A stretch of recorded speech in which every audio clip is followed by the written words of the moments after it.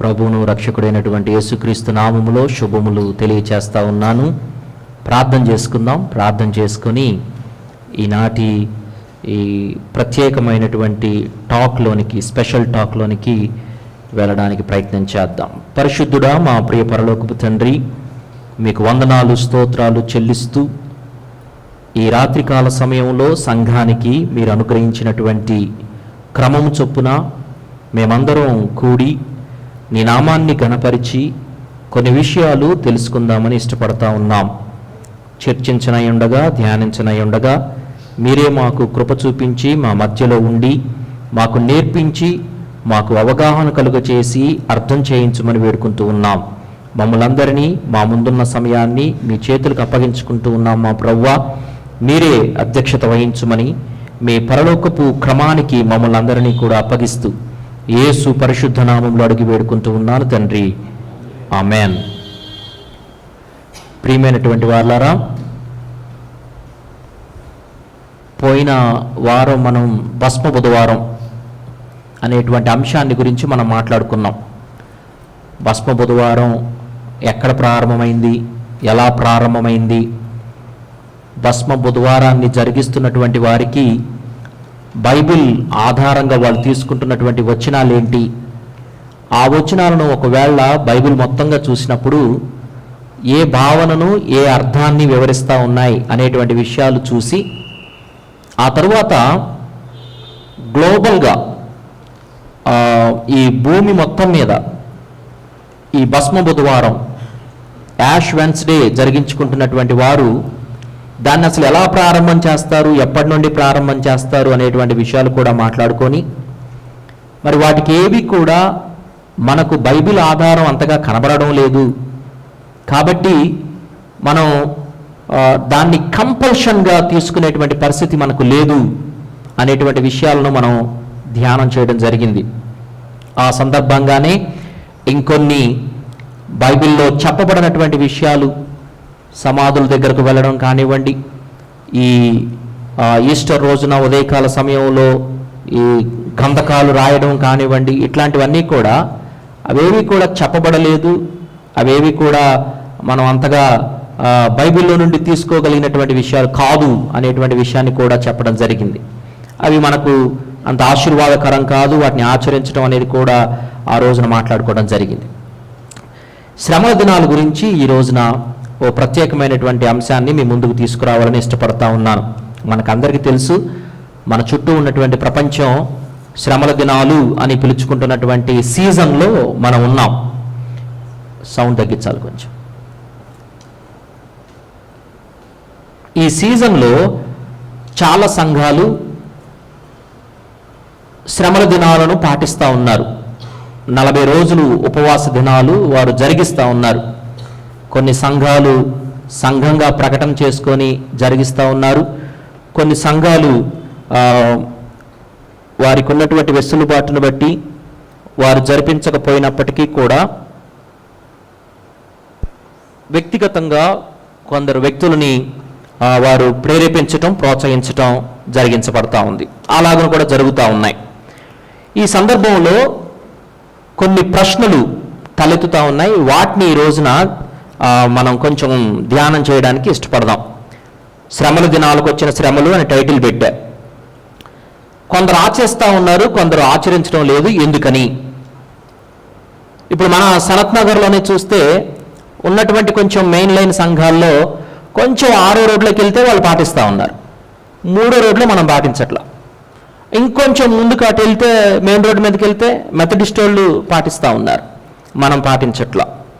అలాగే బ్యాప్టిస్టు సంఘాలలో కొంతమంది పాటిస్తూ ఉన్నారు, కొంతమంది పాటించట్లా ఈ 40 రోజుల శ్రమల దినాలని. ఎందుకని? కొందరు ఆచరిస్తూ ఉన్నారు, కొందరు ఆచరించడం లేదు. ఎందుకని అనేటువంటి విషయాన్ని మనం తెలుసుకోవాల్సినటువంటి వారమై ఉన్నాం. సంఘాల్లో ఈ విషయం పట్ల విభేదానికి కారణం ఏంటి? బ్యాప్టిస్టు సంఘమే, బ్యాప్టిస్టు సిద్ధాంతమే, లేకపోతే బైబిల్ ఆధారిత సంఘమే, బైబిల్నే కేంద్రంగా పెట్టుకున్నటువంటి సంఘాలే అయినప్పటికీ కూడా కొన్ని సంఘాలు ఎందుకు ఈ 40 దినాలను పాటిస్తూ ఉన్నాయి? 40 దినాలలో లెంట్ సీజన్ అని ప్రకటించి ఉదయకాల సమయంలోనో రాత్రికాల సమయంలోనో 40 రోజులు కూడా ఒక ప్యాకేజ్ లాగా వాక్య బోధన జరిగించబడుతూ ఉపవాసాలు ఉంటూ వాళ్ళు ఈ కార్యక్రమాన్ని జరిగించడం మనం చూస్తూ ఉన్నాం. మరి వాస్తవంగా ఈ లెంట్ సీజన్, ఈ 40 దినాల ఉపవాస ప్రార్థనల సమయాన్ని మనం పాటించాలా వద్దా? బైబిల్ ఏం చెబుతా ఉంది? ఇది సిద్ధాంతమా, డాక్టర్నల్ టీచింగ్ ఇది? ఈ 40 దినాలు భస్మ బుధవారం, 40 రోజుల ఉపవాస ప్రార్థన, ఇవన్నీ కూడా సిద్ధాంతంగా చెప్పబడ్డాయా బైబిల్ గ్రంథంలో? లేకపోతే ఇది ఒక ట్రెడిషనా, సంస్కృత? లేకపోతే ఒక స్పిరిచువల్ ప్రాక్టీసా, ఆత్మీయ క్రమమా? ఇది ఎలా ప్రారంభమైంది? సిద్ధాంతపరమైనదిగా ప్రారంభమైందా, లేకపోతే ట్రెడిషన్లో నుండి వచ్చిందా, సంస్కృతిలో నుండి, సాంప్రదాయంలో నుండి వచ్చిందా? లేకపోతే ఇది సంఘం ఎదుగుతూ ఉన్నప్పుడు, వృద్ధి చెందుతూ ఉన్నప్పుడు స్పిరిచువల్ కార్యక్రమంగా అవతరించినటువంటి క్రమమా? ఇదేమన్నా ఆత్మీయ క్రమమా? లేకపోతే అసలు ఏది కాదా అనేటువంటి విషయాలు మనం సమాధానాలు తెలుసుకొని ఎవరైనా అడిగినప్పుడు సమాధానం చెప్పగలిగినటువంటి అవగాహన కలిగి ఉండాల్సినటువంటి వారంగా మనం అందరం కూడా ఉండాలా. దానికోసం ఈ రోజున ఈ మాటలు మీ ముందుకు తీసుకురావాలని ఇష్టపడతా ఉన్నాను. ఆర్ఏ టోరీ అనేటువంటి ఒక వేదాంత పండితుడు, డిఎల్ మూడీ గారి తో కలిసి పనిచేసినటువంటి అతను, డిఎల్ మూడీ గారికి చాలా సన్నిహితుడు. ఈయన ఏమన్నాడంటే, నిజమైనటువంటి జ్ఞాని ఎవరు అనంటే ఎవరైతే మానవ అభిప్రాయాల కన్నా దేవుని వాక్యానికి ఎక్కువ ప్రాధాన్యత ఇస్తారో వారే అన్నాడనమాట. ఎవరైతే మానవ అభిప్రాయాల కన్నా దేవుని వాక్యానికి ఎక్కువగా ప్రాధాన్యత ఇస్తారో వారే నిజమైనటువంటి జ్ఞాని అనేటువంటి మాట ఈ లెంట్ సీజన్కి సంబంధించి మాట్లాడుతూ ఉన్నప్పుడు ఆర్ఏ టోరీ అనేటువంటి వేదాంత పండితుడు చెప్పినట్లుగా మనం చూస్తూ ఉన్నాం. ఈ విషయాలను మనం గమనించాలా. మనిషి కదా ఇతను, లేకపోతే తాను కూడా తనకున్నటువంటి జ్ఞానంలో, తనకున్నటువంటి భాషలో తానేదో ఒక సూచన చెప్పినట్లుగా చెప్పాడు కదా అని అంటే, బైబిల్ గ్రంథంలో కూడా ఒకవేళ మనం చూసినప్పుడు తెస్సలోనికలకు రాసినటువంటి మొదటి పత్రిక 5వ అధ్యాయం 21వ వచనంలో పౌలు గారు ఏం రాస్తా ఉన్నాడా అనంటే, సమస్తమును పరీక్షించి మేలైన దానిని చేపట్టుడి అని అంటా ఉన్నాడు. సమస్తమును పరీక్షించండి. మీ ముందుకు ఏది వస్తున్నప్పటికీ కూడా, అది పాట కానివ్వండి, మాట కానివ్వండి, సాంప్రదాయం కానివ్వండి, సంస్కృతి కానివ్వండి, సిద్ధాంతం కానివ్వండి, ఏది మీ ముందుకు వచ్చినప్పటికీ కూడా దాన్ని సమస్తమును సంపూర్ణంగా పరీక్షించి మేలైన దానిని మీరు చేపట్టండి అని అంటా ఉన్నాడు. సో మన ముందుకి ఏదొస్తే దాన్ని తీసేసుకోవటం, ఏదొస్తే దాన్ని పాడేసుకోవటం, ఏదొస్తే అది మాట్లాడేసుకోవటం అనేది మనం చేయగలిగినటువంటి వారం కాదు. బైబిల్ దాన్ని ఒప్పుకోవట్లా మనల్ని. మనం అందరం కూడా వివేచింపగలిగినటువంటి వారము, మనం అందరం కూడా వాక్యం తెలిసినటువంటి వారం, సత్యమందు ప్రతిష్ఠ చేయబడుతున్న పరిశుద్ధాత్మని పరిచర్యలో ఉన్నటువంటి వారం మనం అందరం కూడా. పరిశుద్ధాత్మని పరిచర్య మన జీవితాల్లో జరుగుతూ ఉంది. అతడు సత్యమందు వారిని ప్రతిష్ఠ చేయును. సత్యమందు పరిశుద్ధాత్ముడు ప్రతిష్ఠ చేయుచున్న పరిచర్యలో మనం ఉన్నాం కాబట్టి సత్యానికి వేరుగా ఉన్నటువంటి విషయాలు మన జీవితాల్లో, మన సంఘాల్లో జరిగించబడడానికి, లేకపోతే వాటికి స్థానం కల్పించడానికి ఎంత మాత్రం కూడా మనం అనుకూలంగా ఉండవలసినటువంటి వారం కాదు. ఈ విషయాన్ని మనం చాలా జాగ్రత్తగా గమనించాలా. ఫిలిప్పీలకు రాసినటువంటి పత్రిక 1వ అధ్యాయం 9వ వచనంలో కూడా ఏమంటాడంటే, మీరు శ్రేష్టమైన కార్యములను వివేచింపగలవారగుటకు అని అంటాడనమాట. శ్రేష్టమైన కార్యములను మీరు వివేచించాలి. శ్రేష్టమైన కార్యమే, కానీ ఏం చేయాలంట? వివేచించాలి అనంట. చాలాసార్లు మంచిదే అనిపిస్తుంది, చాలాసార్లు మంచిదే అనిపిస్తుంది, ఏముంది దాంట్లో అని అనిపిస్తుంది. అందుకోసం పౌలు గారు ఏమంటా ఉన్నాడు అంటే, నాకు అన్నిటి యందు స్వాతంత్రం ఉంది కానీ అన్నీ చేయదగినవి కావు. అన్నిటి యందు నాకు స్వాతంత్రం ఉంది కానీ అన్నీ చేయదగినవి కావు. శ్రేష్టమైనదే, మంచిదే, కానీ వివేచించి అడుగులు ముందుకు వేయవలసినటువంటి వారం. ఇది బైబిల్ మనకు చెప్తున్నటువంటి విషయం. బైబిలే స్వయాన బైబిల్ మనకు చెప్తున్నటువంటి విషయం. సమస్తమును పరీక్షించి మేలైన దానిని చేపట్టాలంట, శ్రేష్టమైన కార్యములను వివేచించాలంట. సో కాబట్టి ఈ వాక్యాధారంతో ఇప్పుడు మీకు తెర మీద కనబడుతున్నటువంటి, స్క్రీన్ మీద కనబడుతున్నటువంటి ఈ వాక్యాధారంతో ఈ రోజు సెషన్లోకి ముందుకు వెళ్ళడానికి మనం ప్రయత్నం చేద్దాం.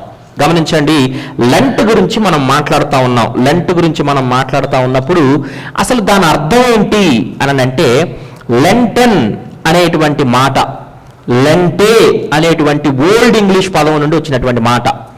దాని అర్థం ఏంటంటే స్ప్రింగ్ టైం. స్ప్రింగ్ టైం అని అంటే వసంతకాలం అని అర్థం అన్నమాట. వసంతకాలంలో రోజు ఎక్కువ ఉంటుంది అనమాట. లాంగ్ డే అని అంటారు అనమాట. Long day or lengthy day. Lengthy day. ఈ లెంతీ డే అనేటువంటి ఆ మాటల్లో నుండి లెంట్ అనేటువంటి పదం వచ్చింది. లెంట్ అండ్ డేస్ అనేటువంటి పదం వచ్చింది. సో లెంట్ అని అంటే అర్థం ఏంటి అని అంటే, లెంట్ అని అంటే అప్పు అనేటువంటి ఒక అర్థం కూడా ఉంది. కానీ ఇక్కడ మనం మాట్లాడుకుంటున్నటువంటి ఈ లెంట్ అనేటువంటి అర్థం లెంటన్ అనేటువంటి ఇంగ్లీష్ పదం, లేకపోతే లెంటే అనేటువంటి ఓల్డ్ ఇంగ్లీష్ పదం, స్ప్రింగ్ టైంని చూపిస్తున్న, వసంతకాలాన్ని చూపిస్తున్న, చాలా ఎక్కువ నిడివి ఉన్నటువంటి రోజును గురించి చెప్పేటువంటి లాంగ్ డే, లెంతీ డే అనేటువంటి మాటల్లో నుండి ఈ లెంటెన్, లెంట్ డేస్ అనేటువంటి మాట వచ్చినట్లుగా మనం చూస్తూ ఉన్నాం. దీన్ని చాలా జాగ్రత్తగా మనం గమనించాలి. చాలా జాగ్రత్తగా మనం గమనించాలి. ఇంకొక ప్రాముఖ్యమైనటువంటి విషయం ఏంటంటే, శ్రమల దినాలు అని అంటాం కదా మనం. శ్రమల దినాలు అని అంటాం మనం. శ్రమల దినాలు అని మాట్లాడుతూ ఉన్నప్పుడు వాస్తవంగా ఇప్పుడు మనం అర్థం చేసుకుంటా ఉన్నప్పుడు శ్రమలు అంటే ఏంటి, శ్రమ దినాలు అంటే ఏంటి, శ్రమ దినాలు అంటే ఏంటి చెప్పండి మామూలుగా వాడుక భాషలో. Troubled days, suffering times, end times. శ్రమ దినాలు అంటే దుఃఖ దినాలు, వేదన దినాలు కదా. చూసారా, శ్రమ దినాలు అంటంతోనే దుఃఖము, సఫరింగ్, ఎండ్ టైమ్స్ ఇట్లాంటివన్నీ వచ్చినాయి. కానీ యాక్చువల్గా లెంటెన్ శ్రమ అంటే ఏంటో తెలుసా? వ్యాయామము, పరిశ్రమ. మీకు వర్డ్ గుర్తుందా? వ్యాయామము, సాము చేయడం. తెలుసా మీకు ఈ వర్డ్ తెలుగులో? సాము చేయడం అంటే ఎవ్రీడే ప్రాక్టీస్. శ్రమ అనేటువంటి మాట, దీనికి సంబంధించినటువంటి తెలుగు మాటకు వాస్తవంగా అర్థం ఏంటంటే అదేదో దుఃఖము, అదేదో బాధ, లేకపోతే సఫరింగ్, ఆ శ్రమ గురించి మాట్లాడాల ఎవరు కూడా చరిత్రలో. శ్రమ అంటే దేని గురించి మాట్లాడారా అంటే వ్యాయామము, సాము చేయడము, ఇట్స్ ప్రాక్టీస్, రెగ్యులర్గా ప్రాక్టీస్ చేసేటువంటి ఒక విషయం గురించి మాట్లాడినటువంటి మాట అన్నమాట ఇది మనం కొంచెం ఈ కాలక్రమంలో ఆ అర్థం మారిపోయి ఈ శ్రమ అంటంతోనే దుఃఖము, బాధ, సఫరింగ్ అనేటువంటి మాటలు చేరిపోయి అసలు ఇది ప్రారంభమైనటువంటి విషయమే పక్కకి వెళ్ళిపోయినట్లుగా చరిత్రలో మనం చూస్తూ ఉన్నాం. సో కాబట్టి లెంటెన్ అనేటువంటి మాట, లెంట్ డేస్ అనేటువంటి మాట, శ్రమ దినాలు అనేటువంటి మాట, ఈ పదాలు లేకపోతే ఈ భావాలు ప్రారంభమైనప్పుడు వాస్తవంగా ప్రారంభమైనటువంటి భావన వేరు, అర్థం వేరు, అది ఆచరించినటువంటి విధానం వేరు. ఇప్పుడు 21వ శతాబ్దంలో మనం దాన్ని చూస్తూ ఉన్నప్పుడు మన దగ్గరకు వచ్చేసరికల్లా కమ్యూనికేట్ చేయబడినటువంటి విషయం వేరు. ఇది మనం చాలా జాగ్రత్తగా దృష్టి పెట్టాల్సినటువంటి విషయం. 2వ శతాబ్దంలోనే ఐరేనియస్ అనేటువంటి ఒక సంఘ పెద్ద, లేకపోతే సంఘ పితరులు అంటారు వీళ్ళని, సెయింట్ ఐరేనియస్ 130 క్రీస్తు శకం 130వ సంవత్సరానికి సంబంధించినటువంటి వాడు. టెర్టులియన్ అనేటువంటి ఒక సంఘ పితరుడు. వీరిరువురు కూడా 2వ శతాబ్దంలోనే, అనగా క్రీస్తు శకం 130, 140 ప్రాంతంలోనే వాళ్ళు పోపు గారికి రాసినటువంటి లేఖల్లో ఈ లెంటెన్ డేస్ గురించి ప్రస్తావించడం జరిగింది. ఎన్నో సంవత్సరం?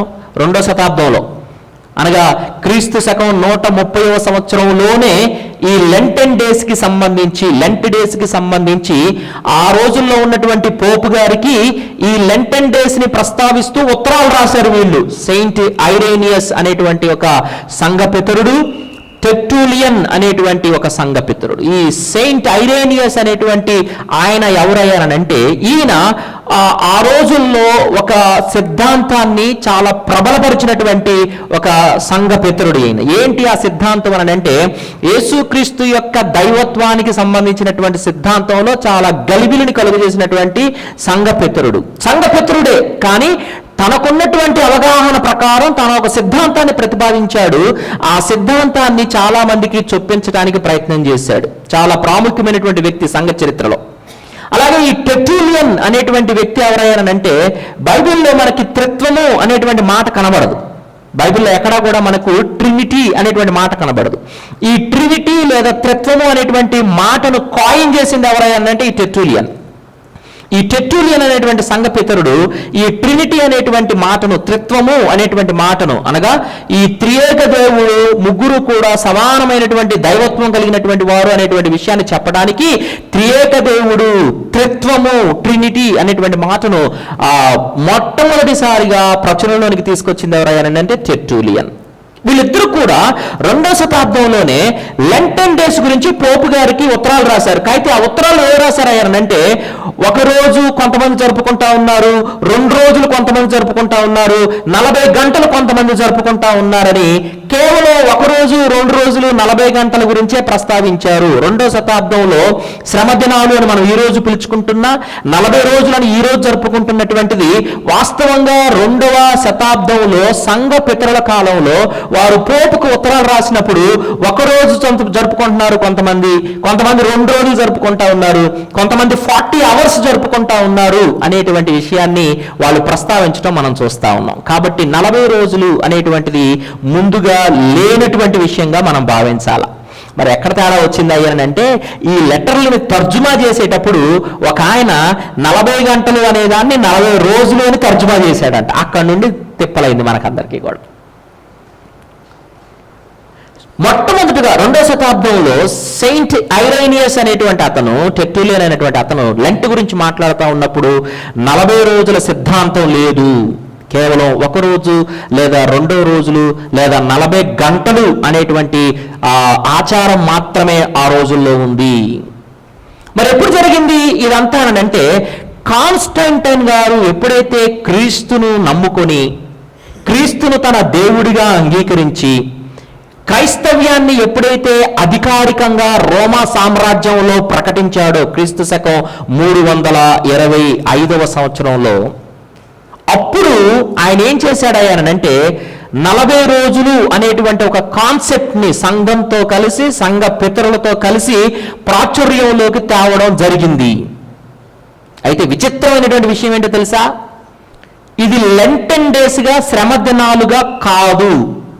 ఎందుకయ్యానంటే, ఎప్పుడైతే కాన్స్టంటైన్ చక్రవర్తి యేసుక్రీస్తుని దేవుడుగా అంగీకరించి క్రైస్తవ్యాన్ని అధికారికంగా మతంగా ఆయన ప్రకటించాడో, ఆయనతో పాటుగా అమ్మో మన చక్రవర్తి గారే యేసు ప్రభువుని నమ్ముకున్నాడని అంటే ఆయన ఎంత గొప్ప దేవుడు అని చెప్పేసి రోమా సామ్రాజ్యంలో ఉన్నటువంటి అనేకమైనటువంటి రోమా పౌరులు కూడా యేసుక్రీస్తుని మేము నమ్ముకుంటాం అని కొన్ని వేల మందిగా వాళ్ళు సంఘంలోకి వచ్చారు.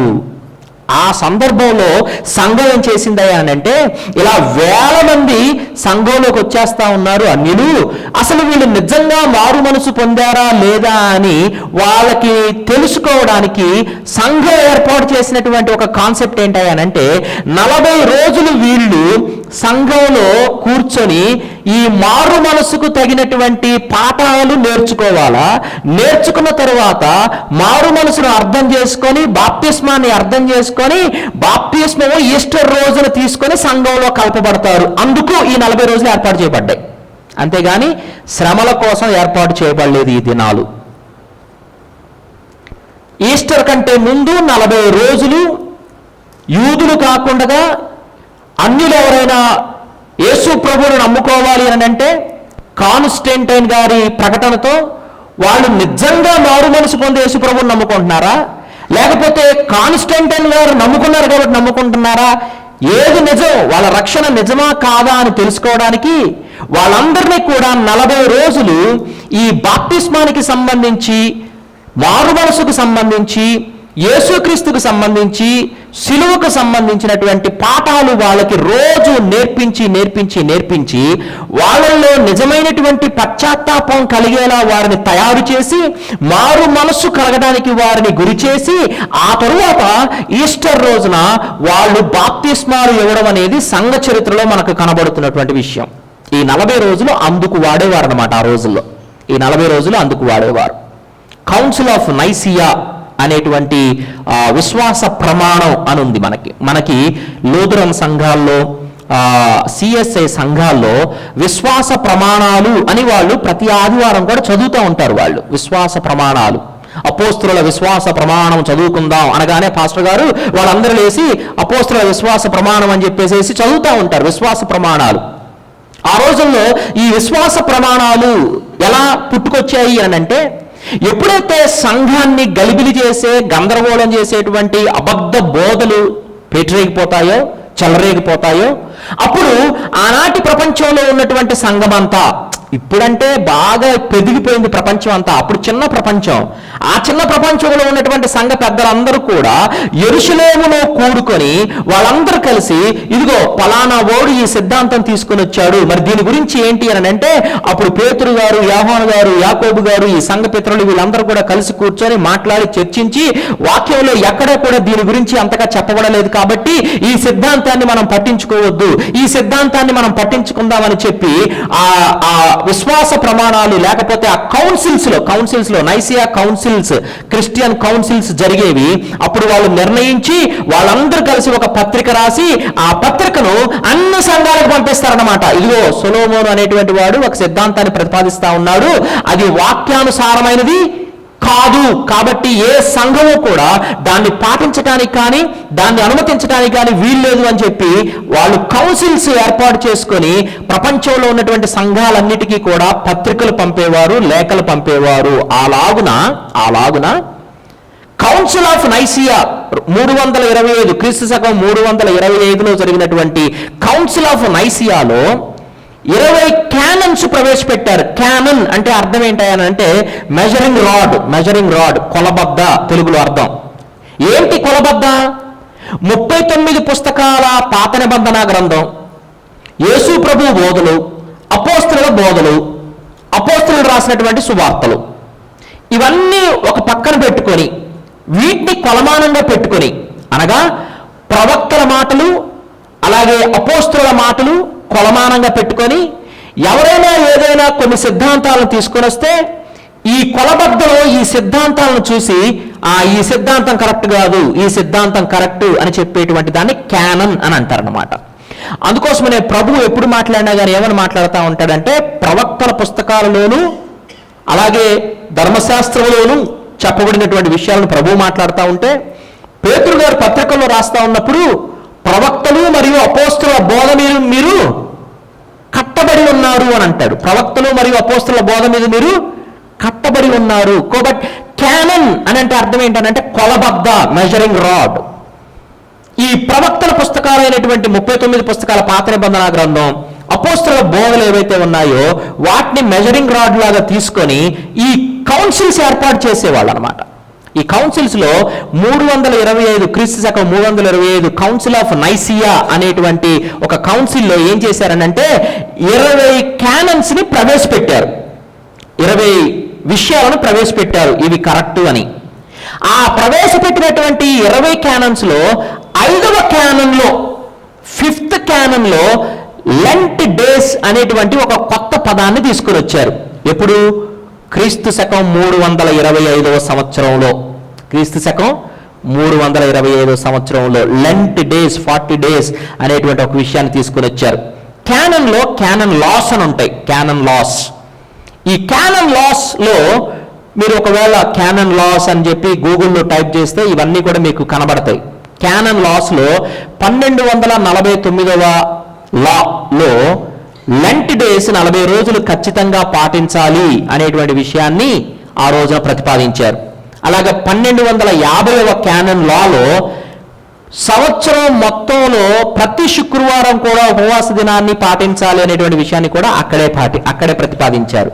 అలాగే 1251లో ఏమి తినొచ్చు ఏమి తినకూడదు అనేది కూడా అక్కడే ప్రతిపాదించారు. చూసారా, ఈ రోజున మీలో చాలామంది ప్రతి శుక్రవారం ఉపవాసం ఉంటారు.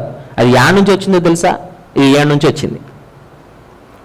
అంటే వాస్తవంగా మనకు తెలియకుండానే కాలక్రమంలో చరిత్రలో మన పితరులు మన పెద్దలు వాళ్ళు అలవాటు చేసుకొని వస్తున్న కొన్ని విషయాలను ఇప్పటికీ అసలు ఇది ఎలా ప్రారంభమైంది ఎందుకు ప్రారంభమైంది అనేటువంటిది తెలుసుకోకుండానే మనం అందరం కూడా కొన్ని విషయాలను పాటించేస్తూ ఉంటాం.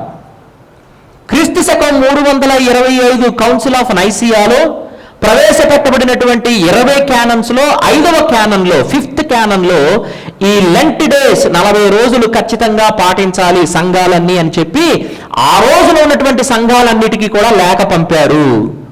అయితే 40 రోజులు మాత్రమే కాదు, సంవత్సరంలో ప్రతి శుక్రవారం కూడా ఉపవాసం ఉండాలా అనేటువంటి విషయాన్ని కూడా వాళ్ళు పంపారు. అంత మాత్రమే కాదు, ఉపవాసం ఉన్నప్పుడు ఏమి తినాలి ఏమి తినకూడదు అనేటువంటి విషయాలను కూడా చాలా జాగ్రత్తగా రాసి సంఘాలకు పంపారు. విచిత్రం ఏంటో తెలుసా? ఒకవేళ ఈలాగున ఎవరైనా చెప్పబడినటువంటి సూచించినటువంటి విషయాలను అతిక్రమిస్తే సంఘంలో నుండి వెలివేసేవాళ్ళు అనమాట. ఆ రోజుల్లో సంఘంలో నుండి వెలివేసేవాళ్ళు. కౌన్సిల్స్ యొక్క అధికారం అలా ఉండేది. ఆ రోజుల్లో కౌన్సిల్స్ యొక్క అధికారం అలాగూ ఉండేది. సో కాబట్టి మనం ఒక్కసారి మళ్ళీ ముందుకెళ్ళి ఆలోచన చేస్తూ ఉంటే 2వ శతాబ్దంలో పితరులు ఈ శ్రమ దినాల గురించి లెంటన్ డేస్ గురించి ప్రస్తావిస్తూ ఉన్నప్పుడు ఒకటే రోజు లేదా 2 రోజులు లేదా 40 గంటలు అనేటువంటి భావన మాత్రమే ఉంది.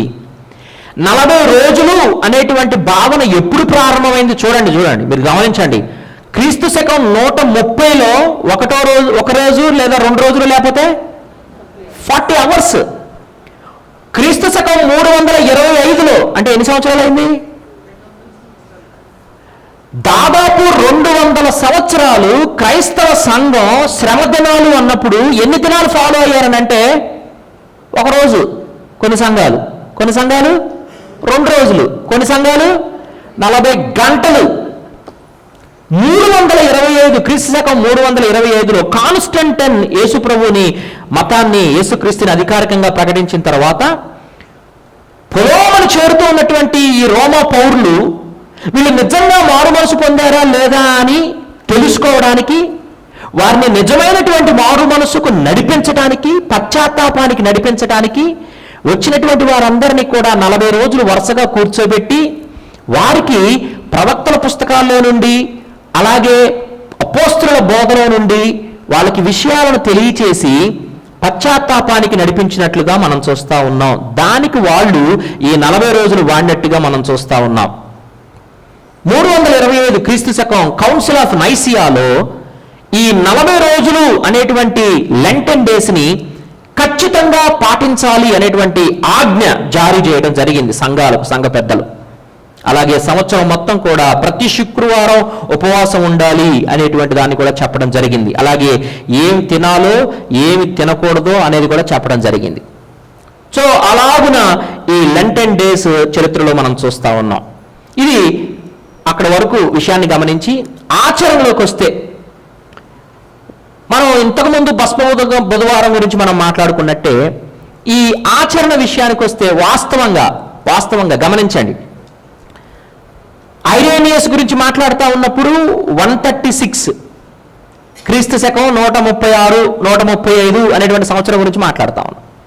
అంతకుముందు అపోస్తలులు ఉన్నారు.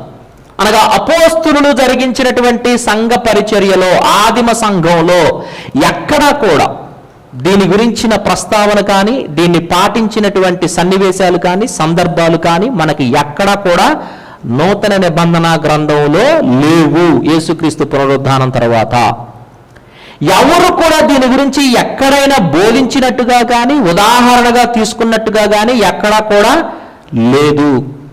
2వ శతాబ్దంలో చిన్నగా ప్రారంభమై క్రీస్తు శకం 325లో వేరే భావంతో స్థిరపడి ఆయా సంఘాల స్వతంత్రాన్ని బట్టి కొనసాగుతూ వచ్చినటువంటి కార్యక్రమమే ఈ 40 రోజుల శ్రమ దినాలు, లెంటన్ డేస్ అని చెప్పుకుంటున్నటువంటి ఈ ఆచారపూర్వకమైనటువంటి ఆరాధన కార్యక్రమాలు. జోనథన్ ఎడ్వర్డ్స్ అనేటువంటి ఒక ఆయన ఉన్నాడు. ప్యూరిటన్స్ అంటారు వీటిని, ప్యూరిటన్స్ అని అంటే ఆ రోజుల్లో ఇక ఏం లేదనమాట, వాక్యం ఏది చెప్తే అదే చేస్తారు వీళ్ళు. ఇంక అంతకుమించి ఎక్కువ తక్కువ మాట్లాడటానికి వీలు లేదు. అలాంటి ఒక బ్యాచ్ ఉంది. వాళ్ళని ఏమన్నారు అయ్యానంటే ప్యూరిటన్స్ అన్నారు. జోనథన్ ఎడ్వర్డ్ ఎలాంటి రిజాల్వ్స్ చేసుకొని తన జీవితంలో జీవించాడు అంటే ఆయన గురించి చెప్పబడుతున్నటువంటి విషయం ఏంటంటే ఆయన ఎప్పుడు ఒక ప్రార్థన చేసేవాడంట. ఏమనంటే, ప్రభువా, ఇదిగో నువ్వు యేసు ప్రభుని ఈ లోకానికి తేవాలనుకున్నప్పుడు నువ్వు భూమిని చూసినప్పుడు నీకు యోసేపు మరియమ్మలు కనిపించారు కదా, ఒకవేళ అలాంటి కార్యక్రమమే నువ్వు ఒకవేళ చేయాలనుకుంటే నువ్వు భూమి మీద చూసినప్పుడు నేను కనపడాలా అని అన్నాడు అనమాట ఆయన. అందుకోసం నేను రెడీగా ఉన్నా అన్నాడు అనమాట. ప్యూరిటన్స్ అంత నిష్ఠాగరిష్టమైనటువంటి వాక్యానుసారమైన వాక్యాధారమైనటువంటి జీవితాన్ని జీవించేటువంటి వారు జోనథన్ ఎడ్వర్డ్స్. ఆయన ఈ లెంటన్ డేస్ ఏవైతే ఉన్నాయో వాటిని గురించి బాగా హేళన చేస్తూ ఒక ప్రసంగం చేశాడు. ఆ ప్రసంగం పేరు ఏంటంటే నో ఫ్లెష్ బట్ ఫిష్. ఆ ప్రసంగం పేరు నో ఫ్లెష్ బట్ ఫిష్. ఇందాక చెప్పాను కదా, 1250-51 అనే ఆ క్యానన్ లాస్లో ఏమి తినాలో ఏమి తినకూడదు అని చెప్పాను కదా. విచిత్రమైనటువంటి విషయం ఏంటంటే మాంసం తినకూడదు అని చెప్పారంట, కానీ ఫిష్ను తినొచ్చు అని చెప్పారంట. అక్కడ మాంసం తినకూడదు కానీ ఫిష్ను తినొచ్చు అని చెప్పారంట. అందుకోసం జోనథన్ ఎడ్వర్డ్స్ హేళనగా ఒక ప్రసంగం చేశాడు దాని మీద, ప్రజల్ని సత్యంలోనికి నడిపించడానికి. ఏంటయ్యా ప్రసంగం అని అంటే నో ఫ్లెష్ బట్ ఫిష్. ఇది కూడా మీకు దొరుకుద్ది. అలాగే జ్వింగ్లీ అనేటువంటి ఒక ఆయన ఈ మార్టిన్ లూథర్ రిఫర్మేషన్ తరువాత మార్టిన్ లూథర్ యొక్క రిఫర్మేషన్ సిద్ధాంతాలను బాగా పునికి పుచ్చుకున్నటువంటి ఇతను, ఈ జ్వింగ్లీ అనేటువంటి అతను స్విట్జర్లాండ్లో జ్యూరిక్ అనేటువంటి ప్రాంతంలో ఇతను ఏం చేశాడయ్యానంటే 1522 సంవత్సరంలో ఈ లెంటన్ డేస్ అనేది వాక్యానుసారం కాదు, ఈ శ్రమ దినాలు అనేటువంటిది వాక్యానుసారం కాదు అనేటువంటి ఒక విషయాన్ని ప్రజలకు తెలియజేయడానికి 1522లో జ్యూరిక్ అనేటువంటి ప్రాంతంలో సాసేజ్ సప్పర్ అనే ఒక గ్రాండ్ విందు చేశాడంట ఈయన క్రైస్తవులందరికీ కూడా. కారణం ఏంటంటే ఒక పక్క మిగతా వాళ్ళందరూ దుఃఖంతో, ఒక పక్క ఏడుపుతో మేమందరం కూడా శ్రమ దినాలు పాటిస్తా ఉన్నాం, మేమందరం కూడా ఉపవాసాలు ఉన్నాం అని చెప్పేసి వాళ్ళందరూ బూడిద రాసుకొని ఉంటే ఇవన్నీ ఎక్కడున్నారా బాబు, అట్లా కాదు, మనం ఆనందించాలా, దేవుడు మనకు ఆనందాన్ని ఇచ్చాడు, ఆయన బూడిదకు బదులుగా మనకు పూదండని ఇచ్చాడు అని చెప్పేసి ఈయన ఏం చేశాడని అంటే క్రైస్తవులందరికీ కూడా ఓపెన్ ఇన్విటేషన్ ఇచ్చి 1522లో జ్యూరిక్ అనేటువంటి ప్రాంతంలో సాసేజ్ సప్పర్ అనేటువంటి ఒక గొప్ప విందును ఈయన ఏర్పాటు చేసినట్లుగా మనం చూస్తా ఉన్నాం. అలాగే జాన్ కాల్విన్ ప్రపంచం అంతా కూడా, ప్రపంచంలో ఉన్నటువంటి సంఘాలన్నీ కూడా 2 సిద్ధాంతాల మధ్య కొట్టుమిట్టాడుతూ ఉన్నాయి. 2 సిద్ధాంతాల మధ్య ఒకటేంటంటే కాల్వినిస్టిక్ థియరీ అని అంటారు, రెండోది ఏంటంటే అర్మేనియన్ థియరీ అని అంటారు. మీకు చెప్పేస్తే మీకు అర్థమైపోద్ది. ఈ పేర్లు మనకు తెలియదులే కానీ ఇవి మనం ఫాలో అవుతున్నాం అనిపిస్తుంది అనమాట నేను సిద్ధాంతం చెప్పిన తర్వాత. ప్రపంచంలో ఉన్నటువంటి సంఘం అంతా కూడా 2 సిద్ధాంతాల మధ్య ఎప్పటికీ కూడా కొట్టుకుంటున్నటువంటి ఒక తీవ్రమైనటువంటి డిబేట్ జరుగుతున్నటువంటి విషయం ఏంటంటే కాల్వినిస్టిక్ థియరీ, అర్మేనియన్ థియరీ. కాల్వినిస్టిక్ థియరీ అంటే అర్థం ఏంటంటే నువ్వు ఒక్కసారి రక్షించబడితే నీ రక్షణ పోదు అనేది కాల్వినిస్టిక్ థియరీ. అర్మేనియన్ థియరీ ఏంటంటే నువ్వు రక్షించబడితే నీ రక్షణ కాపాడుకోవాలా, నువ్వు రక్షణ కాపాడుకోకపోతే నీ రక్షణ పోతుంది. ఇప్పుడు చూసారా, ప్రపంచం అంతా దీని గురించి కొట్టుకుంటా ఉంది. రక్షణ పోతుందా, రక్షణ ఉంటుందా అనే దాని గురించి డిబేట్ల మీద డిబేట్లు జరుగుతూ ఉన్నాయి. సో రక్షణ ఉంటది పోదు అని చెప్పినటువంటి థియరీ ఎవరిది అని అంటే జాన్ కాల్విన్ది, కాల్వినిస్టిక్ థియరీ అని అంటారు. అలానే అర్మేనియన్ ఏం చెప్పాడు అంటే నీ రక్షణ పోతుంది అని చెప్పాడు. బైబిల్లో నుండే వాళ్ళు వాక్యాలను తీసి సిద్ధాంతాలను తయారు చేశారు. ఏది ఏమైనప్పటికీ కూడా, అంటే ఎందుకు ఈ విషయం చెప్తున్నానంటే ఇప్పటికీ కూడా తన సిద్ధాంతం చేత క్రైస్తవ ప్రపంచాన్ని ప్రభావితం చేస్తున్నటువంటి ఒక వేదాంత పండితుడు జాన్ కాల్విన్, ఆయన కూడా ఈ లెంటెన్ డేస్ అనేది బైబిల్లో లేదు అని చెప్పి గట్టిగా వాదించినటువంటి వ్యక్తుల్లో ఆయన కూడా ఒకడు. అలాగే ప్రపంచంలో ఇప్పటికీ కూడా ఆయన కంటే ముందు, ఆయన కంటే తర్వాత ఉన్నటువంటి వారందరిలో కూడా ఈయనలాగా వాక్యం చెప్పేటువంటి వాడు భూమి మీద లేడు, విశ్లేషణాత్మక ప్రసంగాలలో ఇతను మించినటువంటి వాడు ఇంకా రాలేదు అని పేరు పొందినటువంటి డాక్టర్ మార్టిన్ లాయిడ్ జోన్స్ ఆయన కూడా దీని గురించి మాట్లాడుతూ ఏమని చెప్పాడు అంటే, రోమన్ క్యాథలిక్ సంఘం వాళ్ళు ఏర్పాటు చేసుకున్నటువంటి ఒక స్మారక చిహ్నం లాంటిది ఇది అని చెప్పాడు అనమాట. అంటే ప్రపంచంలో వాళ్ళ ఉనికి పోకుండా, పోపుల ఉనికి పోకుండా ఉండడానికి వాళ్ళు ఒక స్తూపం నిలబెట్టారు. ఆ స్తూపం ఏంటంటే ఈ 40 రోజుల ఉపవాస దినాలు, లెంటెన్ డే శ్రమ దినాలు. ఇది చేస్తున్నప్పుడల్లా కూడా క్యాథలిక్ వారు దీన్ని ప్రారంభించారు అనేటువంటి భావన ప్రపంచ క్రైస్తవుల మనసుల్లోకి చొప్పించడానికి, వాళ్ళ ఉనికిని కాపాడుకోవడానికి వాళ్ళు ప్రారంభించినటువంటి ఒక స్మారక స్తూపం అని చెప్పి డాక్టర్ మార్టిన్ లాయిడ్ జోన్స్ అన్నారనమాట. ఇక మనకందరికీ తెలుసు, మన బ్యాప్టిస్ట్ సంబంధించినటువంటి వాక్యోపదేశకుడు Charles Spurgeon, prince of preachers అని అంటారు. ఈయన కూడా దీన్ని వ్యతిరేకిస్తూ వర్క్స్ ఆఫ్ సాల్వేషన్ గురించి ఈ శ్రమ దినాలు మాట్లాడుతూ ఉన్నాయి. ఈ శ్రమ దినాల్లో వీళ్ళందరూ కూడా బాగా భక్తిని చూపించి శుక్రవారమో, శనివారమో, ఆదివారమో బాప్తిసం తీసుకుంటా ఉన్నారు. ఏదో మేము చేసి సాధించాము అని చెప్పేసి వీళ్ళకి బాప్తిసం ఇస్తా ఉన్నారు. అది బిబ్లికల్గా రాంగ్. అది రక్షణ కోసం ఏమీ చేయనవసరం లేదు. ఇలాగన 40 దినాలు ఉపవాసాలు ఉండనవసరం లేదు, 40 దినాలు చూడనవసరం లేదు. నువ్వు రక్షింపబడటానికి యేసుక్రీస్తు సిలువ మీద చేసినటువంటి కార్యాన్ని నువ్వు నమ్మితే చాలు అనేటువంటి విషయాన్ని చెప్పడం జరిగింది. అందుకోసమనే ఈ రోజున కూడా చాలా సందర్భాల్లో ఈ రోజున మనం ఎదుర్కొంటున్నటువంటి చాలా అంత బలహీనమైనటువంటి సిద్ధాంతాలు, లేకపోతే అబద్ధ సిద్ధాంతాలు అన్నీ కూడా అవేమో ఇప్పుడు కొత్తగా పుట్టుకొచ్చినవి కాదు. 2వ శతాబ్దం, 1వ శతాబ్దం, 3, 4 శతాబ్దాల్లో ఉన్నవే మళ్ళీ రిపీట్ అవుతున్నా ఉన్నాయి అంతే. ఇది ఇప్పుడు ఇందాక మనం మాట్లాడుకున్నాం కదా, ఆ రోమాలో నుండి వచ్చినటువంటి వారు వాళ్ళది నిజమైన రక్షణ కాదా అని తెలుసుకోవడానికి 40 రోజులు కూర్చోబెట్టి బోధించి, అబ్బాయి ఇప్పుడు చెప్పు నువ్వు నిజంగా రక్షణ పొందడానికి సిద్ధంగా ఉన్నావా అంటే ఉన్నావు అని అంటే అప్పుడు బాప్తిసం ఇచ్చారనమాట ఆ రోజుల్లో. అందుకు 40 రోజులు. ఈ రోజుల్లో కూడా ఈ సిద్ధాంతం ఉంది. కొన్ని సంఘాల్లో ఏం చేస్తారండి, నువ్వు రక్షణలో కూర్చో అని అంటారు. రక్షణలో కూర్చో, ఈ మాటలు మీకు వినపడియో లేదో నాకు తెలియదు. కాపురులకు బోధించేటప్పుడు మేము ఇవన్నీ కూడా చెప్పేవాళ్ళం, లోకంలో ఉన్నటువంటి అబద్ధ సిద్ధాంతాలన్నీ కూడా.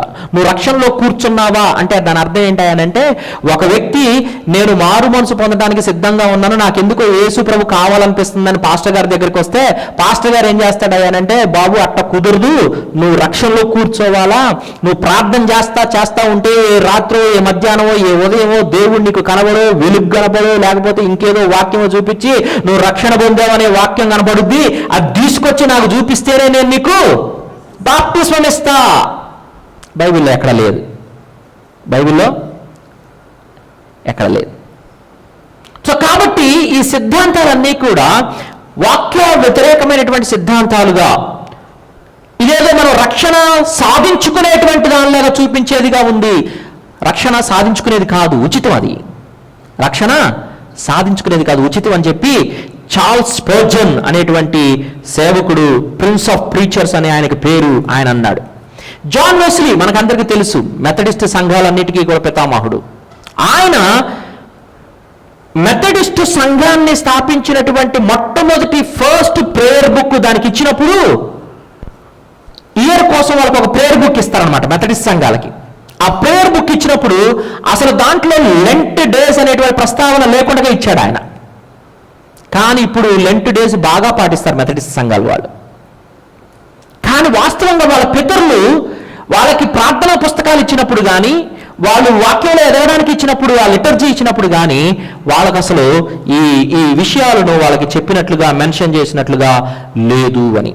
ప్రస్తుతపు ఈ కాలంలో వాక్యాన్ని చాలా ఎక్స్పోజిటరీగా అందిస్తున్నటువంటి ప్రపంచ ప్రఖ్యాతిగాంచినటువంటి బోధకుడు జాన్ మెకార్థర్ గారు కూడా అసలు ఈ బైబిల్లో వాక్యానికి, రక్షణకు, ఈ 40 దినాలకు, ఈ యేసుక్రీస్తు యొక్క శిలువ ధ్యానాలకు అసలు ఏ సంబంధం లేదు అనేటువంటి విషయాన్ని ఆయన కూడా ప్రస్తావించడం జరిగింది.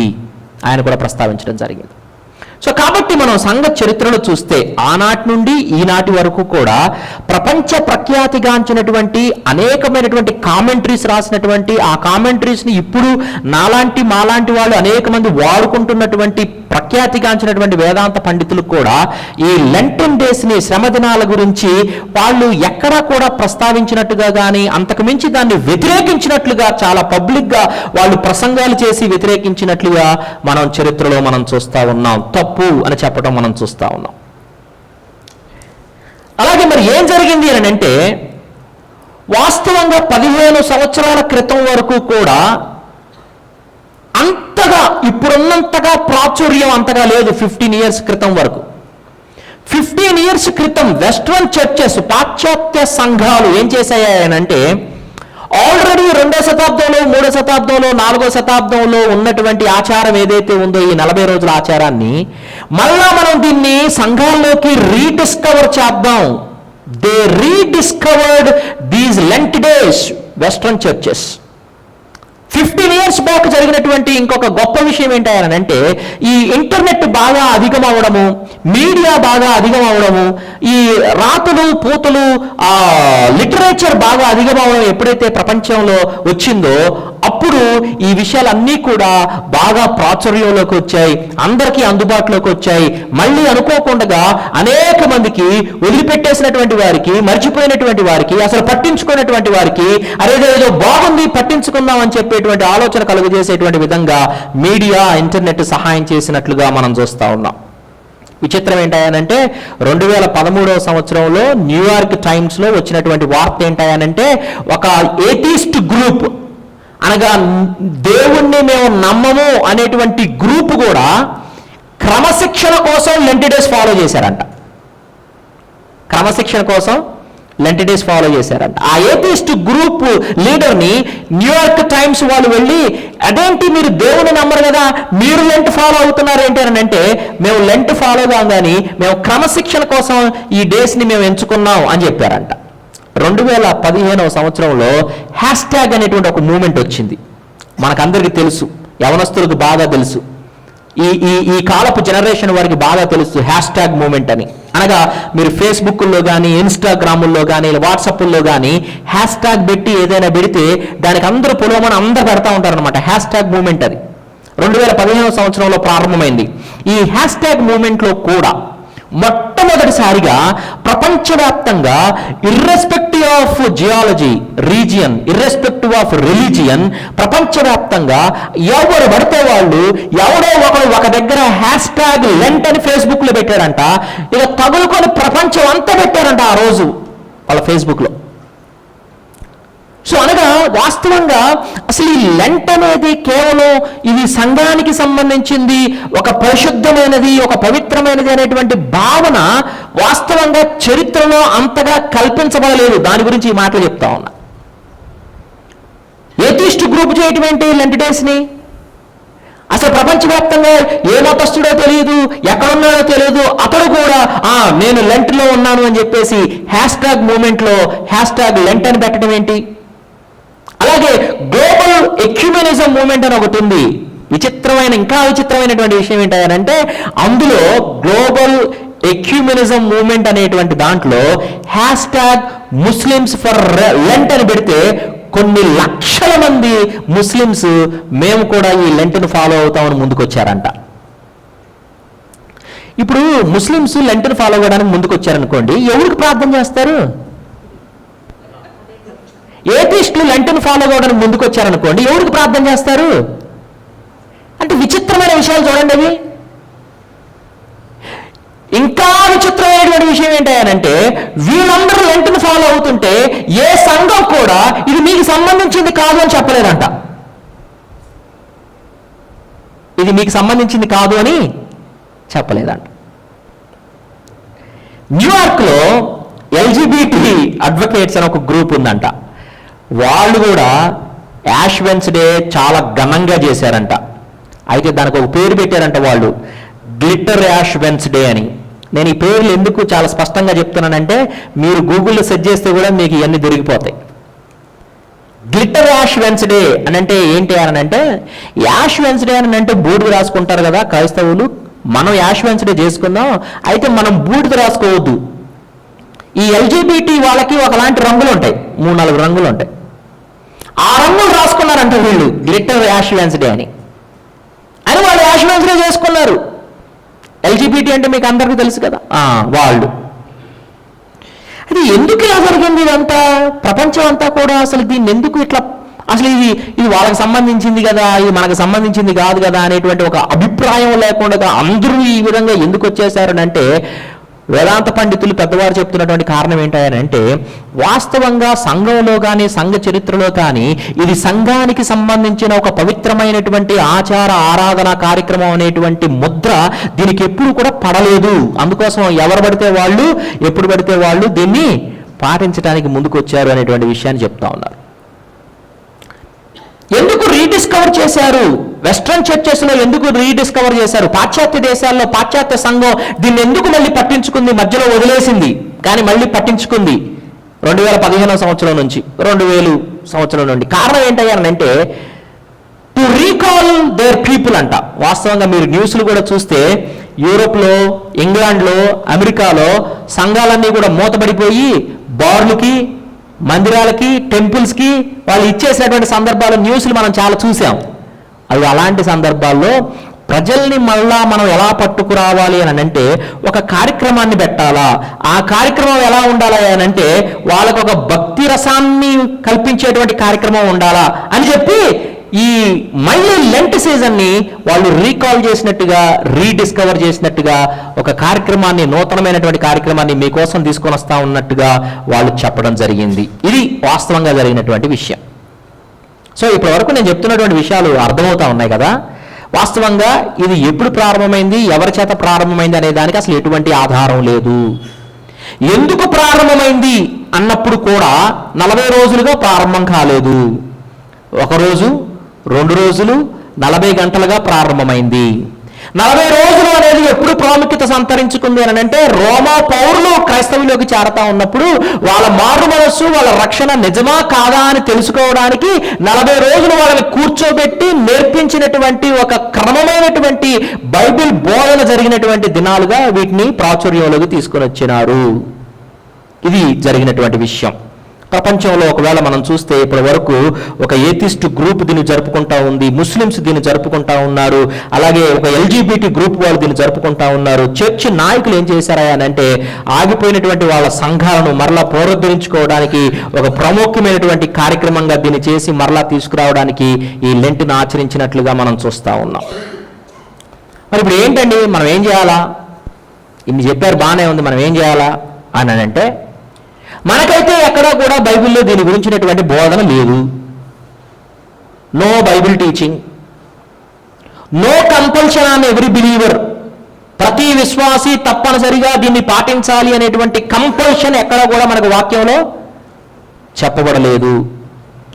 న్యూ టెస్టిమెంట్ ఈ విషయంలో చాలా నిశ్శబ్దంగా ఉంది. న్యూ టెస్టిమెంట్లో ఎక్కడా కూడా మనకి దీనికి సంబంధించినటువంటి విషయాలు చెప్పబడలేదు.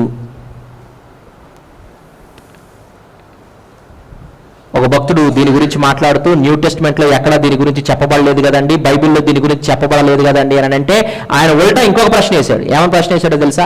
మొహం కడుక్కోమని బైబిల్లో చెప్పబడిందా అన్నాడు. కానీ నువ్వు మొహం కడుక్కుంటున్నావుగా అన్నాడు.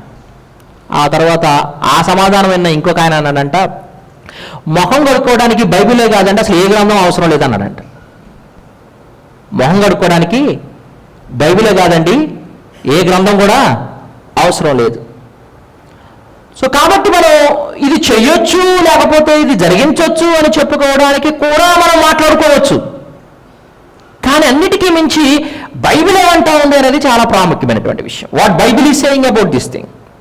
So we have no Bible teaching and there is no compulsion on every believer and New Testament is very silent on this. ఎక్కడా కూడా దీని గురించి ఆదిమ సంఘంలో కానీ, మనకు పత్రికల్లో కానీ, అపోస్తులు కానీ, పౌలు కానీ, పేతురు కానీ, యాకోబు కానీ, యోహాను కానీ ఎక్కడ ఏ చిన్న అవకాశం వచ్చే రీతిగా కూడా మాట్లాడలేదు అనేటువంటి విషయాన్ని మనం గమనించాలి. వీటన్నిటికీ మించి బైబిల్ గ్రంథంలో గలతీయులకు రాసినటువంటి పత్రిక 4వ అధ్యాయం 10వ వచనంలో బైబిల్ తెరుద్దాం. గలతీయులకు రాసినటువంటి పత్రిక 4వ అధ్యాయం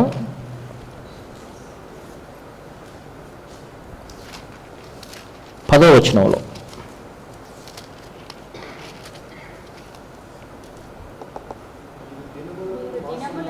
ఆ 8 నుంచి చదువు చూడండి. ఆ కాలమందైతే మీరు దేవుని ఎరుగని వారై నిజమునకు దేవుళ్ళు కాని వారికి దాసులై ఉంటిరి గాని ఇప్పుడు మీరు దేవుని ఎరిగిన వారును మరి విశేషముగా దేవుని చేత ఎరుగబడిన వారునై ఉన్నారు గనుక బలహీనమైనవియు నిష్ప్రయోజనమైనవియు నైనా మూలపాఠములు తట్టు మరలా తిరుగునేలా మునుపటి వలె మరలా వాటికి దాసులై ఉండగోరనేలా మీరు దినములను మాసములను ఉత్సవకాలములను సంవత్సరములను ఆచరించుచున్నారు. మీ విషయమై నేను పడిన కష్టము వ్యర్థమైపోవునేమో అని మిమ్మును గూర్చి భయపడుచున్నాను. ఈ దినాలు, మాసములు, ఉత్సవకాలాలు, సంవత్సరాలు మీరు ఆచరిస్తూ ఉన్నారయ్యా, ఎందుకు మళ్ళీ అటు పోతా ఉన్నారు? మీరు ఎందుకు పోతా ఉన్నారు అటు? మళ్ళీ అవన్నీ మనం వదిలేసి వచ్చాం కదా. ఇంతకు ముందు అయితే మీరు దేవుని ఎరగలా, ఇప్పుడైతే మీరు దేవుని ఎరిగి ఉన్నారు, ఆయన కూడా మిమ్మల్ని ఎరిగి ఉన్నాడు. కాబట్టి బలహీనమైన నిష్ప్రయోజనమైన మూలపాఠముల తట్టు మరలా ఎందుకు తిరుగుతూ ఉన్నారు? మీరు దినములు, మాసములు, ఉత్సవ కాలములు, సంవత్సరములు ఎందుకు ఆచరిస్తూ ఉన్నారు? మీరు మీ విషయమై నేను పడినటువంటి కష్టము వ్యర్థమైన పోవునేమోనని భయపడతా ఉన్నాను అని అంటా ఉన్నాను. కొలసీలకు రాసినటువంటి పత్రిక 2వ అధ్యాయం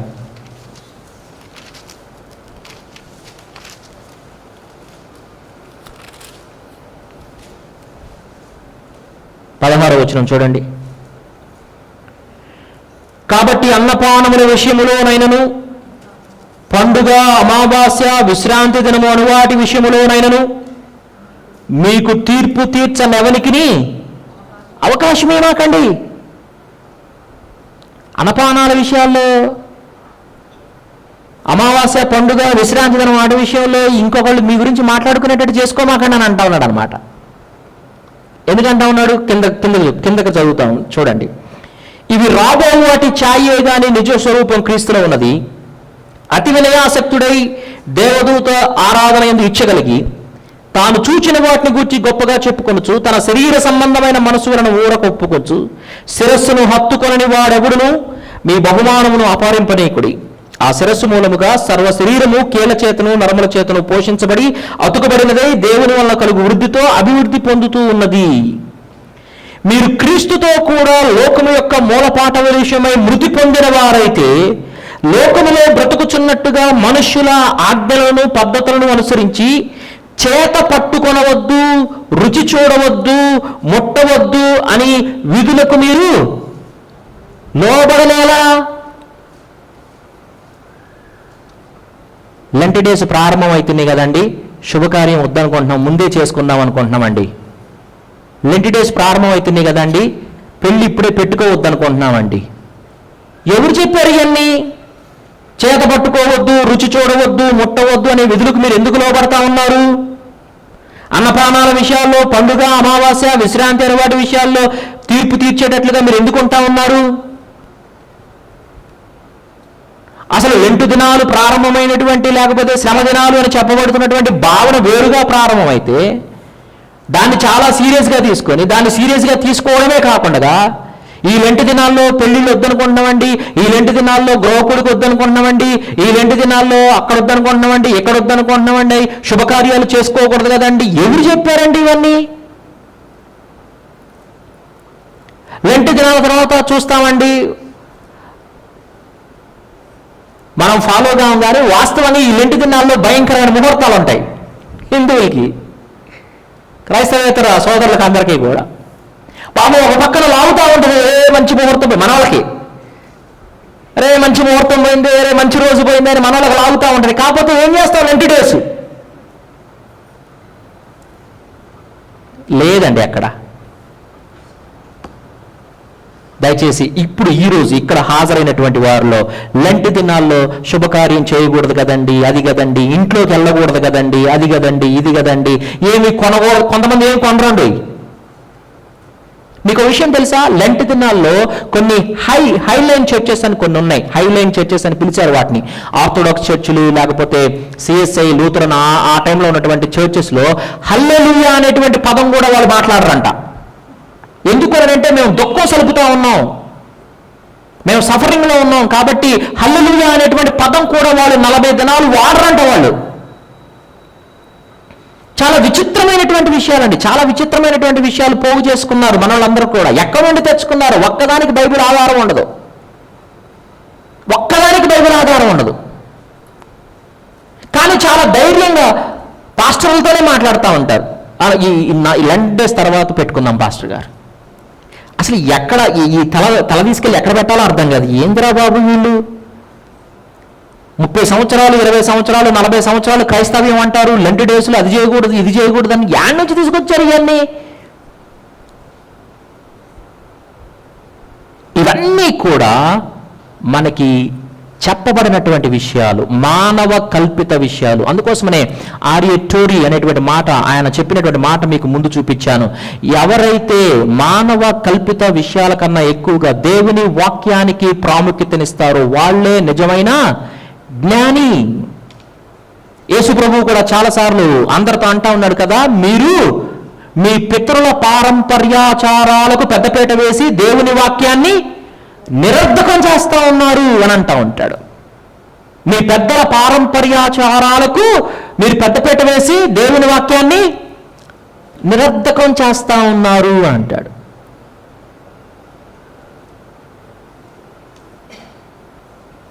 సో కాబట్టి చాలా జాగ్రత్తగా దేవుని మాటలు, దేవుని వాక్యాన్ని గమనించవలసినటువంటి వారమై ఉన్నాం. మీ కాపరిగా నా కోరిక లేకపోతే నా మనవి ఏంటంటే దయచేసి లెంట్ దినాల్లో శుభకార్యాలు చేయకూడదు, పెళ్ళిళ్ళు చేయకూడదు, ఇళ్లల్లోకి వెళ్ళకూడదు, బట్టలు కొనుక్కోకూడదు, లేకపోతే ఇంకేదో కొనకూడదు, ఇంకేదో చేయకూడదు, అది ముట్టకూడదు, ఇది ముట్టకూడదు, మాంసం ముట్టకూడదు, ఫిష్ తినొచ్చు, లేకపోతే 3 గంటల తర్వాత తినొచ్చు, 6 గంటల తర్వాత తినొచ్చు.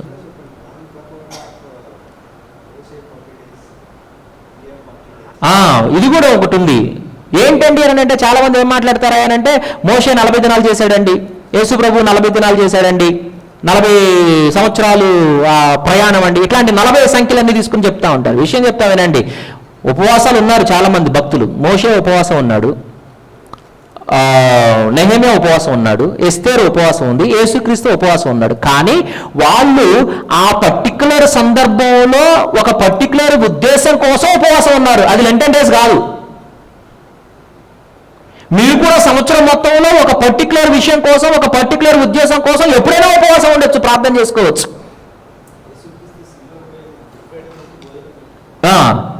అదే అంటున్నా. సో కాబట్టి లేనటువంటి విషయాలు ఇంకొందరు మంది ఏం ప్రారంభం చేశారయ్యానంటే, కొంచెం నొప్పి తగలకుండా ఏం చెప్తా ఉన్నారయ్యానంటే, అది కాదండి, ఏదో ఒక రకంగా దేవుని దగ్గరకు వస్తున్నారు కదా, తప్పే ఉంది దాంట్లో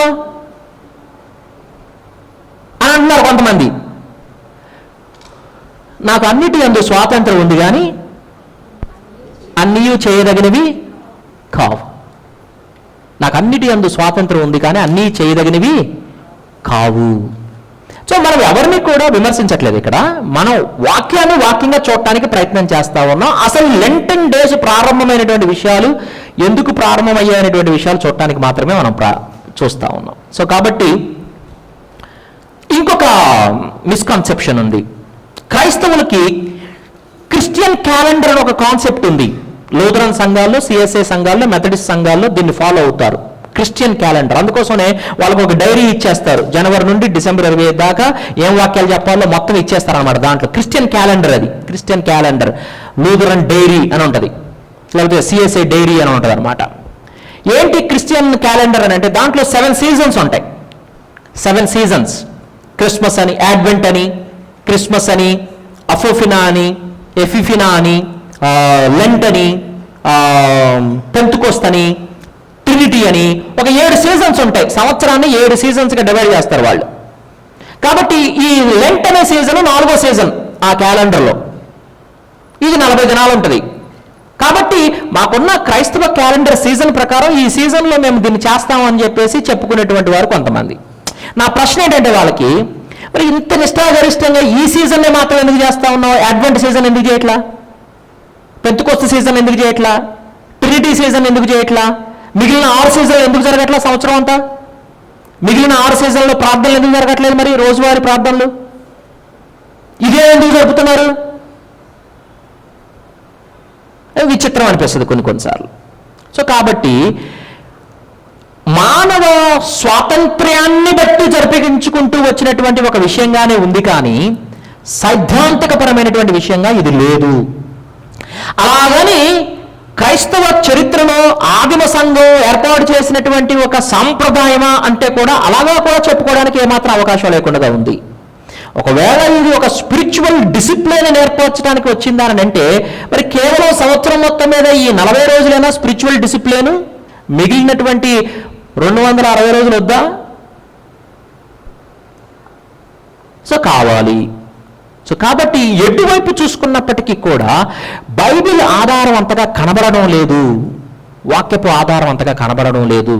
కాబట్టి ఈ విషయాలను సత్యంలో మనం ప్రతిష్ఠ చేయవలసినటువంటి వారం. అంత మాత్రమే కాదు, పౌలు గలతీలకు మాట్లాడుతూ ఉన్నప్పుడు, కొలస్సీలకు మాట్లాడుతూ ఉన్నప్పుడు, ఇదిగో మీరు దినములు, మాసములు, ఉత్సవ కాలాలు, సంవత్సరాలు ఆచరించడం, అన్నపానాల విషయాల్లో, పండగ విషయాల్లో ఏంటో రూల్స్ పెట్టుకోవడం, మనుషుల ఆజ్ఞలను పద్ధతులను అనుసరించడంలో పట్టించుకోవడం, ఇవన్నీ కూడా అంత మంచి విషయాలు కాదు అని అంటూ ఉన్నాడు. మీరు ఇప్పుడు దేవుడిని ఎరిగి ఉన్నటువంటి వారు కాబట్టి అంత మంచి విషయాలు కాదు అని అంటున్నాడు అన్నమాట. మోషే గారు ఉపవాసం ఉన్నారు. సరే, మోషే గారు ఉపవాసం, యేసుక్రీస్తు గారు ఉపవాసం అనుకుందాం. మరి ఈ మోషే గారు, యేసుక్రీస్తు గారు కనీసం మంచినీళ్ళు కూడా తాగలేదే 40 దినాలు. ఆయన కొండ మీదకి పోయి 40 రోజుల తర్వాత దిగొచ్చాడు. ఈయనేమో అరణ్యంలో పోయి 40 రోజుల తర్వాత దిగొచ్చాడు. మరి నీకెందుకు 3 గంటలకి ఆకలి అవుతుంది? మరి అదే మన ఇష్టం అనమాట. ఉదాహరణ వాళ్ళకి తీసుకుంటాం, పాటించేదేమో మరి మన ఇష్టం. ఇవన్నీ కూడా చాలా పొసకని ముచ్చట్లు, ఇవన్నీ కూడా పొసకని ముచ్చట్లు.